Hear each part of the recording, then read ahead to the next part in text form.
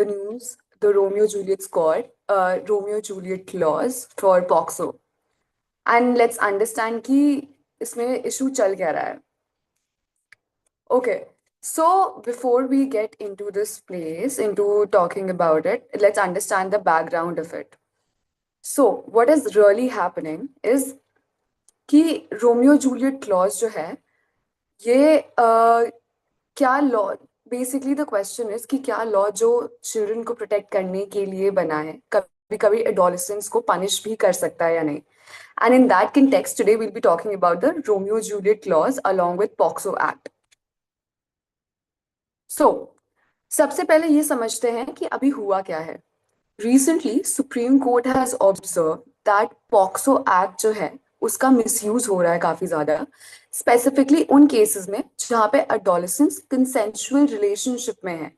And court has also noted that genuine teenage relationships unnecessarily criminal justice system में आ रही हैं क्योंकि लॉ जो है उनके पास they don't have a mechanism जो एक्सप्लॉयटेशन और कंसेंशुअल एडोलेसेंस इंटिमेसी को अलग करके बात कर सके. So in that context, the Romeo Juliet clause has come back or is now being talked about again. So let's understand कि POCSO का original purpose था क्या.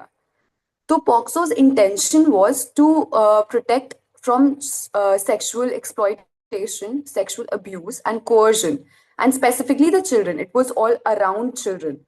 So ये लॉ प्रेडेटर्स के लिए बनाया गया है, ना कि adolescents के लिए जो consensually relationship में है. पॉक्सो का एक बेसिक स्ट्रॉन्ग अजम्पशन है कि 18 इयर्स और इससे नीचे के जो बच्चे हैं वो सेक्सुअल एक्टिविटी जो भी उसमें इन्वॉल्व होता है that is equal to exploitation. And इस फ्रेमवर्क में कंसेंट इररेलेवेंट हो जाता है, एज डिफरेंस एंड रिलेशनशिप का नेचर भी इररेलेवेंट हो जाता है. Law refuses to look at the context completely and all together. So problem कहाँ से शुरू होती है regarding this misuse. Understand that the practical reality बहुत केसेस में ये होती है कि पेरेंट्स जो हैं पुलिस के पास जाते हैं क्योंकि उन्हें रिलेशनशिप पसंद नहीं होता है, not because there is some kind of child exploitation involve और फोर्स और abuse involve. It's just that the family disagrees and which results in a POCSO FIR. State power का भी गलत मिसयूज होता है. यहीं पे प्रॉब्लम जो है वो काफी ज्यादा सीरियस हो जाती है बिकॉज पेरेंटल एंजाइटी को रिजॉल्व करने के लिए स्टेट का क्रिमिनल मशीनरी अब यूज होने लगता है. And as a result adolescents arrest होते हैं, सीरियस सेक्सुअल ऑफेंसेस चार्जेस लगते हैं उनके ऊपर, and there's a long legal process along with the stigma that comes in the picture. So वो प्रोटेक्ट नहीं कर रहा होता है, इंस्टेड एक पनिशमेंट बन जाता है this law. So it's very important for us to also understand why is this dangerous and proportionality भी कहाँ पे fail हो रही है. जब consensual sexual relationship, adolescent relationship और aggravated sexual assault को same level पे treat किया जाएगा तो law जो है वो proportionality test को completely fail कर चुका होगा. And along with that, there are some constitutional issues that are also involved in it. Constitution के काफी सारे आर्टिकल्स भी इस चीज से इफेक्ट होते हैं. For example we have article 14 जो मीनिंगफुल डिस्टिंक्शंस की बात करता है, एंड विद दिस वो उसका जो एसेंस है वो एंटायरली कोलैप्स कर जाता है. Article 21 which talks about dignity, liberty, decisional autonomy, ये सब ऑटोमेटिकली वायलेट हो जाते हैं. एंड प्रोसेस जो है वो खुद पूरी तरह से पनिशमेंट बन चुका होता है. So what is the solution?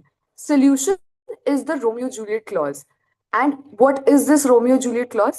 वो एक narrow legal exception है जो कि consensual romantic relationship को between adolescents जो age में proximate है, मतलब कि वो age में close हैं, उनको criminal prosecution से protect करता है. What does this particular Romeo Juliet clause not do? It does not legalize abuse, exploitation को excuse नहीं करता है, and coercion या authority based जो relationships होती हैं उनको protect नहीं करता है. This simply distinguishes between predators and young intimacy के बीच में. Both these things, एक young adolescent consensual relationship and predation, इन दो चीजों में it creates a distinction. So let's also talk about कि global context में what is the issue and comparatively India के law और global laws में क्या फर्क है.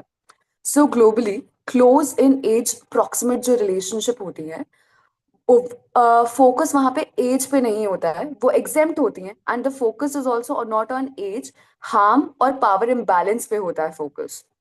इस कंपैरिजन में इंडिया का जो पॉक्सो एक्ट है, that comes out to be absolutist in nature and POCSO का जो फ्रेमवर्क है वो एक एक्सेप्शन बन जाता है. सो इंडिया के लिए क्या किया जा सकता है? अगर India Romeo Juliet clause introduce करे तो कंसेंसुअल अडोलेसेंट रिलेशनशिप्स जो होती हैं वो एग्जेम्प्ट हो सकती हैं जब एज डिफरेंस लिमिटेड हो और रिलेशनशिप नॉन एक्सप्लॉयटेटिव हो. स्ट्रिक्ट एक्सक्लूजन्स भी, ये भी बहुत ज्यादा जरूरी है. And clause should not, this particular clause that we are talking about the Romeo Juliet clause, ये अप्लाई नहीं करना चाहिए जहां ट्रस्ट या अथॉरिटी हो, कोअर्जन हो या डोमिनेंस हो, trafficking, pornography, aggravated sexual assault, ये सारी चीजें जहां इन्वॉल्व हो, वहां पे ये क्लॉज अप्लाई नहीं होना चाहिए. इससे पॉक्सो का जो कोर है, जो एसेंस है, वो कंप्लीटली इंटैक्ट रहेगा. बॉटम लाइन अगर बोली जाए, bottom line is simple. Child protection का मतलब अडोलेसेंट जो रिलेशनशिप्स होती हैं उनको क्रिमिनलाइज करना नहीं है. एक narrowly tailored Romeo Juliet clause proportionality को एक्चुअली रिस्टोर करेगा, फंडामेंटल राइट्स जो होते हैं उन्हें प्रोटेक्ट करेगा और पॉक्सो एक्ट की क्रेडिबिलिटी को रिस्टोर करेगा. It will protect the credibility of the POCSO act. So that is it, all about the Romeo Juliet clause and the POCSO Act. I hope you guys felt informed and understood what I was trying to say. And for more such videos, we have a live session every day at 10:30 p.m. on this channel. And please like, and if you have a feedback and you do have some, topics that you wish for us to discuss in the future, do let us know in the comment section below. And I guess I will see you in next live. Thank you so much.